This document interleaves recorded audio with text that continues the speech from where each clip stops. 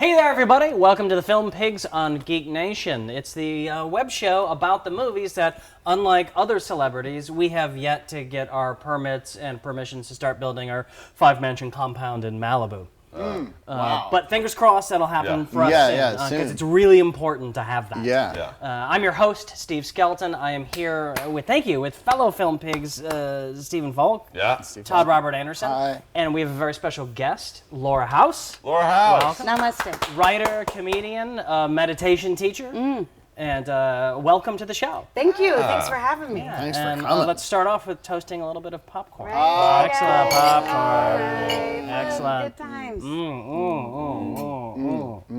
Good popcorn. Ooh. Now, How's yours, Laura? Is it good? Fruity. Mine's fruity. we're going to get started with some rash judgments. Now, this is a segment where we take a look at the movies that are coming out soon and tell you, the hardworking, film-going public, whether you should or should not go see these movies. Now, we haven't seen the movies. No. We have not been invited to any press screenings, No, or disinvited. we're not allowed to them. So maybe we've looked at the trailers, Maybe. checked out Wikipedia. Meh. Todd probably looked at some porn. Caught a poster on Sunset. Yeah. Who Drove knows? drove past a poster. But we're still going to give you our dickish opinions, and you should live by them and use them. Just use them. Use them. Stephen Falk, do you got a rash judgment for us? Do you like creepy dolls? Do you like low-budget prequels? Then you're gonna like Annabelle. Annabelle is a prequel to The Conjuring, which was a big surprise hit of a couple of years ago. This focuses on an element of that movie, which is a creepy doll. And it's about a doll. This maniac tries to kill their kid, and they have to kill the lady, and she's cradling the doll, and then some blood drops in the doll's eye. And then they move. Does it get the rage virus? Yeah, but then they bring the doll, and the doll comes to life and does some creepy conjurings. There's no one in it of note. Not even Ethan Hawke? Not even Ethan Hawke. They couldn't afford him. He's busy with purges. It looks awful to me. I don't recommend anyone keep supporting these low-budget, bad horror movies. Low-budget, good horror movies are great. That's fine. Sure. But this is a factory. This is like But a lot Jason of people Blum really factory. liked The Conjuring. I know, but don't. This is not good. This is it's the same, just doors and people getting dragged out. It looks like the same There's doors? lazy shit that's been going But on. it's not all bad, right? There's got to be pros and Conjuring. If you want that kind of humor, if that's your level, go see Annabelle. Otherwise, don't, because it looks like a hunk of garbage. All right, well, thanks for that very impassioned rash judgment, Stephen Falk. Todd Robert Anderson. If you're anything like me, you saw Left Behind with Kirk Cameron and thought to yourself, you know what'd be good in this Kirk Cameron role? Nic Cage. Be better that way. Well, yeah. I really, when I saw that movie, That actually is a quantifiably positive statement. a long time ago, I remember thinking, wow, if this movie had a lot more money and Nic Cage, it'd be a lot better. And also, if, like, I don't know if you remember that movie Casual Sex from the 80s, starring Leah Thompson. With a question mark, yeah. casual With a sex. Casual sex? If you were like Andrew Dice me Clay. and you were like, hey, I want to see more of Leah Thompson in the movies, Oh. this like is your Leah. lucky Yeah, I did too. lucky weekend, because they've done a big budget reboot of the Left Behind franchise. Big. Starring, comparatively. yes. Starring Nic Cage and Leah Thompson. Starring it's Nic Cage as Left Behind. It's a Christian As show. left, and Leah Thompson as behind. Together they solve crimes. Left as slash behind. detectives. No, it's not. You're misleading the public with your Behind, Turner, weird. and Hooch. That's not what happened. There's no dog in it that dies. Well, maybe. Spoilers. I don't know if the dogs get raptured, but this movie's about the Dog rapture. rapture. It's about the rapture. All It's- dogs are raptured to heaven. Yeah, maybe. I don't know. Except bad dogs. Yeah, I really like seeing Nic Cage movies, so I'll probably eventually see this when it's on Netflix. I recommend you wait and watch it on Netflix. It's a double feature with Joe, which is actually a good movie. Maybe he'll turn into Ghost Rider. Yeah, maybe, if you're lucky, and piss fire, which is something he should have looked at. All right, well, thank you, Todd. Laura, do you have a rash judgment for us? Yes. Gone Girl. Oh. Do you know a girl and you wish she was gone? I do. Then this movie is the movie for you. This is a Ben Affleck vehicle. That guy's finally getting a break. Good for him. Good, yeah, lucky guy. No, this is. Okay, I'm well read. Sure. I have an English degree. Oh. It's from Texas, but still. Yeah, both. So it seems like about a year ago, people were like, "Gone Girl, it's so good. Gets on the Sure. cover of everything." Peer pressure, you're supposed to read it. And there was kind of a trend that there's 50 Shades, like you had to read that, and you had to read, as a woman, I know the stuff you have to read. Yeah. So I read it, and I was like, oh, this is really good. And they're, oh, the movie's coming out, it's gonna be good. And I just felt a part of something. Right. It just felt like we're all reading Gone Girl, and we're gonna see the movie, and this is great. And not since the first Sex in the City could we all bond in this way. And then they announced the casting, and they were like, and Ben Affleck, and then it just seemed like nobody got excited No, about it. no. Again, how does he's the most hated huge movie star. Like, it's my understanding that it's very difficult to be a movie star. And yet when people are like, oh, Batman, yeah. And then they're like, Ben Affleck. And everybody's, I don't even know. I'm gonna leave the house that Is he weekend. Batman? Is he Batman and Gone Girl? Yeah, he's Batman and Gone Girl. But how does he get to keep being a movie star when America just goes, oh, I don't think I like that. Hey, girl, you gone? Girl, come back. Come back, girl. Ryan Gosling, she would have never left. No. Well, that's why, because you got to have someone that the girl would want to be gone from. Yeah. You make a good point. Well, you don't know the plot. Well, so he's you don't actually cast because of his Al Gore quality.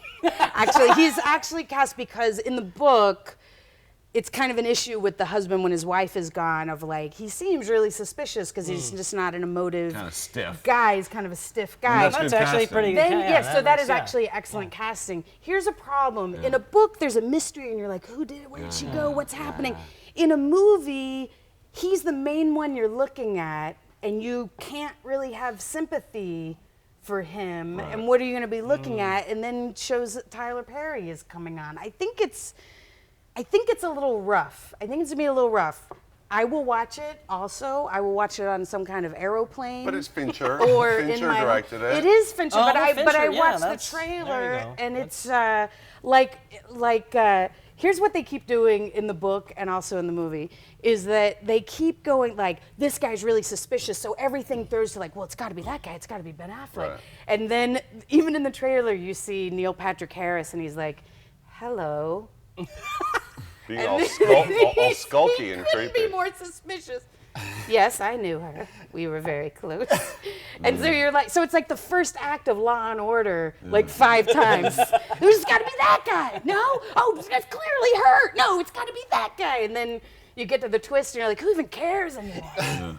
So my main thought about Gone Girl is if it's so good, why is it being released in August? It's not, though. It's being released in October, the beginning of October. Right. August was just a while ago. But still, still a valid question. It is. Were it coming out in August? Totally valid. If this were a different month. Well, all right. I guess I meant October. I didn't actually. I wrote down August like 10 times. A lot of people confuse October But it's with not. August. Right, My they both point have is, vowels. they You know- kept saying like it's gonna come out next summer, and then those are like big June, July movies, Yeah, and this yeah. is it's kind of getting shoved Kind in of the direction. a So I date in don't the think fall it's gonna be before great. the Christmas. I know Yeah. why you thought It that. looks a 'cause little They Lifetime-y. start putting the Halloween shit up in August now. Yeah. That's why you Yeah, thought that's that. it, that's it. That's why you thought. Anyway, thank you guys for the rash judgments. They were fantastic. So welcome. Just across the board. Thank you. Thank you. Now, we've got something very special What? for our What? viewers. What? Because everybody knows that watches the show, and Oh, so yeah. many people watch the show, Millions. that we like to give master classes. We do. We like to give people behind-the-scenes tidbits and lessons in how to make it in the industry. All our expertise, our Yeah. guest expertise. Guest The film industry. Yeah. I love tidbits. And we're very lucky to have Laura with us because she's a very accomplished writer in the industry. Sure. And she has an insight, being a woman writer in the industry, that we just don't have. Because we're not women. How could Exactly, you? exactly. So what we have is a master class with Laura teaching us about how to write I want to learn. in a writer's room. I want to learn. So what do you guys think we should do? I want to learn, and in order to learn, we need to Roll it! And bing, bang, boom. Oh, hey, agent. Here's my next big, giant Hollywood script. Go sell that script. Get! Oh, hi. I'm spiritually enlightened writer and performer, Laura House. Before I became a giant Hollywood juggernaut, I got my start in TV.